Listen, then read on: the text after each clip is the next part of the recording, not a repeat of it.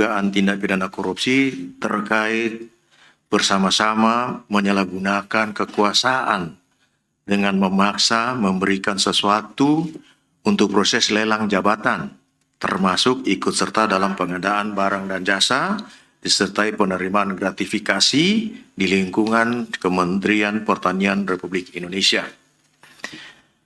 Dengan masuknya laporan masyarakat ke KPK yang dilengkapi dengan informasi dan data yang akurat, sehingga dapat dilanjutkan prosesnya pada tahap penyelidikan dan untuk menemukan adanya peristiwa pidana. Kemudian berproses sehingga diperoleh kecukupan alat bukti untuk dinaikkan ke tahap penyidikan dengan menetapkan dan mengumumkan tersangka sebagai berikut. 1. SYL, Menteri Pertanian Republik Indonesia, periode 2019-2024. 2. KS, Sekretaris Jenderal Kementerian Pertanian Republik Indonesia. Ketiga adalah MH, Direktur Alat dan Mesin Pertanian, Direktorat Jenderal Prasarana dan Sarana Pertanian Kementerian Pertanian Republik Indonesia. Adapun konstruksi perkara diduga telah terjadi.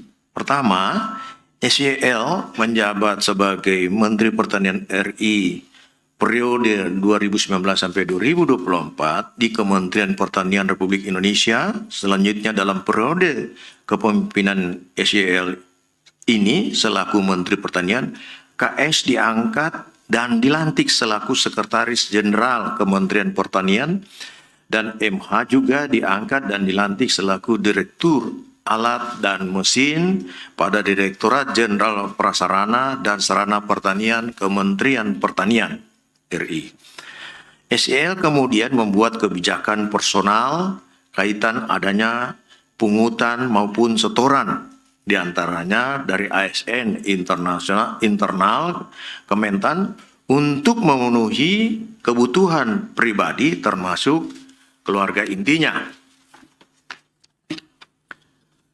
SYL menginstruksikan dengan menugaskan KS dan MH melakukan penarikan sejumlah uang dari unit eselon 1 dan eselon 2 dalam bentuk penyerahan tunai, transfer rekening bank, hingga pemberian dalam bentuk barang maupun jasa. Sumber uang yang digunakan diantaranya berasal dari realisasi anggaran Kementerian Pertanian yang sudah di markup, termasuk permintaan uang pada para vendor yang mendapatkan proyek di Kementerian Pertanian. Atas arahan SYL, KS, dan MH memerintahkan bawahannya untuk mengumpulkan sejumlah uang di lingkup eselon 1, para direktur jenderal, kepala badan hingga sekretaris masing-masing eselon 1 dengan besaran nilai yang telah ditentukan SYL dengan kisaran besaran mulai USD 4.000 sampai dengan USD 10.000. Penerimaan uang melalui KS dan MH sebagai representasi sekaligus orang kepercayaan dari SYL dilakukan secara rutin tiap bulan dengan menggunakan pecahan mata uang asing. Penggunaan uang oleh SYL yang juga diketahui KS dan MH antara lain untuk pembayaran cicilan kartu kredit dan cicilan pembelian mobil Alphard milik SYL.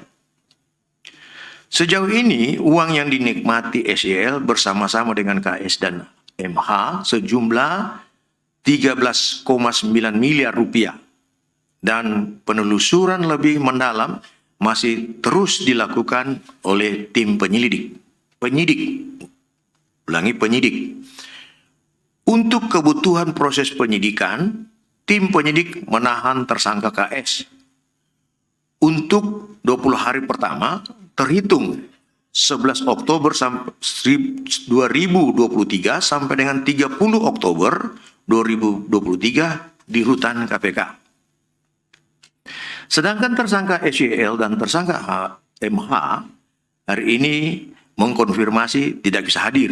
Untuk itu kami ingatkan kooperatif dan segera hadir memenuhi panggilan tim penyidik KPK.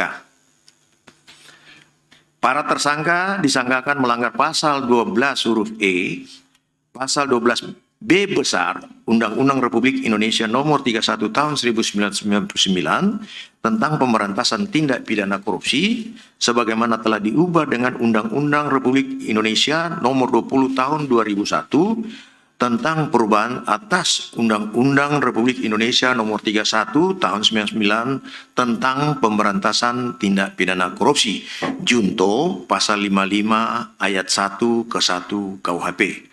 Demikian yang dapat saya sampaikan.